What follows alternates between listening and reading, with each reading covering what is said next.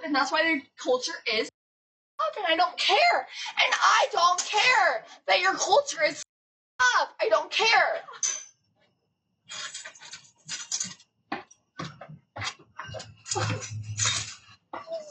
Let's not show them. Are y'all yelling at our camera? What about? Oh, I thought, were y'all not just talking to our camera? We're going home to our house. Okay. Are we talking to your camera? Are we? Oh, it just looked like on the stairs. We're not talking to anyone, guys. Girl, calm down. I just asked the question. It looked like Okay, well, the answer is no. Girl, calm down. We have more video. This is an involved Karen segment. Put up the picture full mask for a moment. So, a Karen LSU student busted on Ring camera for being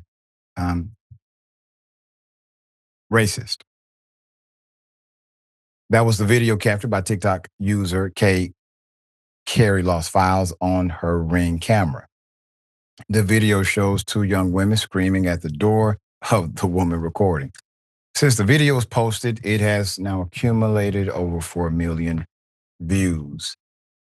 The victim posted another video of what happened when she called the police. Here it is. Be mature about it. I'm gonna have my video. I'm gonna call the police, just like you said. For what reason did you have to? Because what we call it in a police world is the agitator. Okay, you were the agitator at that point. Yes, she did scream at your camera. Cool, but at that point in time, you're the aggressor. You opened your door and approached her. She was talking to your camera. Fine, you're inside. Y'all away from each other. But you opened your door and approached her at that time. What did you say? I didn't approach her. I was inside of my house. You stood right there and said, "What did you, ma'am? I just watched your camera." Your phone was in my door the other day. Put up the picture full mask. Sir, I don't know what jurisdiction you work for, but please, if somebody knows, send me a damn email. What in the hell are you talking about?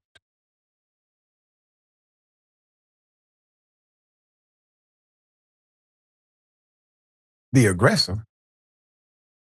So you have a certain thing called property rights. Owner or no owner, you have property rights. You have trespass enforcement rights. You're the aggressor because you answered your door.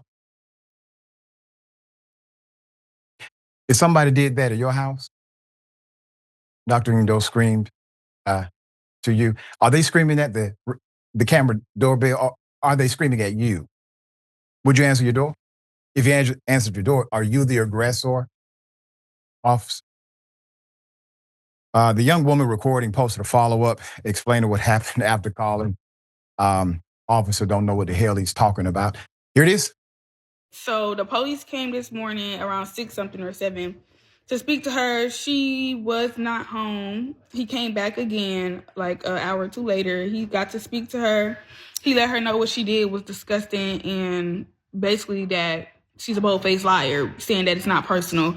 And basically, like, she created a paper trail for herself, so if it happens again, she will be arrested for harassment at this point.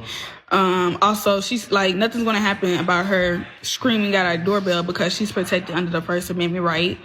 That's what he told her, so that's that. But then before he left, I showed him the video of her yelling through our wall, so I can have that on record too. I showed him, he went to go knock on her door again.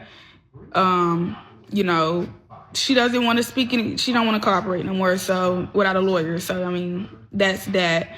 Also, to add, I don't condone in anybody releasing her information. Yeah, because you're a good person. And thank you for documenting this. Thank you for highlighting it. Thank you for teaching people how to treat not only you, but Black people, period. We appreciate that. To the individual who did this, individuals, this is a mirror. This is a mirror, okay? You're young enough to outlive any mistake you will ever make, believe me. I've made a lot of them. You have to take the opportunity to pivot, look in the mirror, be honest, be true to yourself, and remain constant to that. Now, according to the narrative, they're not talking, and they have a right to remain silent. But, madam, you also have a right to remain vigilant, and you have a right to record. You have a right to post. And I would argue that the freedom of speech dynamic is interesting because, you see, yelling in a residential community is a public nuisance charge. It's a gateway entry. See, they didn't tell you about that one. All right, Senator. I'm so glad the lawyer in you is coming out because I was just thinking the same thing. There are a lot of local laws that the person that was the instigator could have been charged with, could have been written a ticket, a warning. You know, thank God for the sister who was, showed a whole bunch of humanity in this case. And I do absolutely agree with you that the two women who engaged in this behavior are young enough to turn this thing around. Let's hope that they do turn this around. The African-American young lady did not deserve that. That micro aggression is what that was. And we don't like your culture. What does that mean? I mean, I want to know what they meant by that and why were they directing that towards her? And that, I don't know. Do you think they knew that there was a camera there or not? Yeah. So they were performing. So they wanted to know. I mean, those kind of doorbells are obvious if you're cognizant of it. They're obvious, but they just didn't care. And they were sending a message. They wanted her to hear them. They wanted her to know what they were saying. So they were bold enough to do that.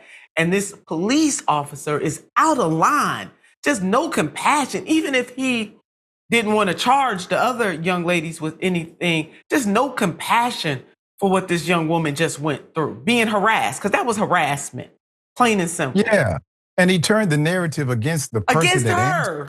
Now all of a sudden she the aggressor. Black people hear that all the time, Doc. All the time.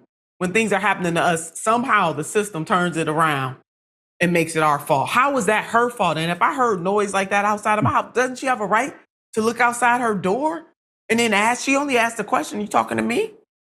Right. Oh, because you were talking to my camera. And I got to say this. Say it, because Doc. that's the microcosm of the macrocosm. That's right. Anytime, including me, anytime Black or brown folk in particular have to call the police for something, we have to prepare to potentially be victimized the second time by the responding officer. You have to it's automatic. It's a default mode. We have to get the story right, even though we're in the right. We have to make sure that everything is lining up, even though it already lined up. Just to even give when you got a insight. camera, Doc. Even with a camera. Even when you have a camera. That's right. All right. We'll bring updates if there's a development.